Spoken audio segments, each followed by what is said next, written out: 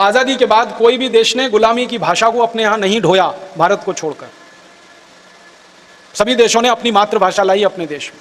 छोटे छोटे देश हैं, डेनमार्क नाम का बिल्कुल पिद्दी सा देश है, हमारे हिंदुस्तान के किसी मोहल्ले के बराबर का है, इतनी ही आबादी है उस डेनमार्क की। वो देश इतना छोटा होकर अपनी पूरी पढ़ाई डेनिश में कराता है, इंजीनियरिंग डेनिश में होती है, मेडिकल साइंस वहाँ डेनिश में है, सारा काम वहाँ वो मातृभाषा में कराता है।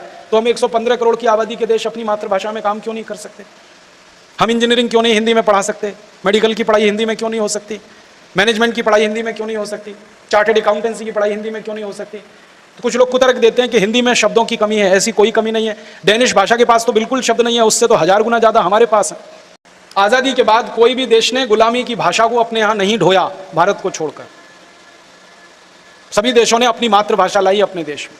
छोटे छोटे देश हैं, डेनमार्क नाम का बिल्कुल पिद्दी सा देश है, हमारे हिंदुस्तान के किसी मोहल्ले के बराबर का है, इतनी ही आबादी है उस डेनमार्क की। वो देश इतना छोटा होकर अपनी पूरी पढ़ाई डेनिश में कराता है, इंजीनियरिंग डेनिश में होती है, मेडिकल साइंस वहाँ डेनिश में है, सारा काम वहाँ वो मातृभाषा में कराता है। तो हम 115 करोड़ की आबादी के देश अपनी मातृभाषा में काम क्यों नहीं कर सकते?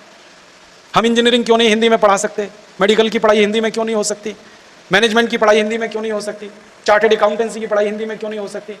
तो कुछ लोग कुतर्क देते हैं कि हिंदी में शब्दों की कमी है, ऐसी कोई कमी नहीं है। डेनिश भाषा के पास तो बिल्कुल शब्द नहीं है, उससे तो 1000 गुना ज़्यादा हमारे पास है।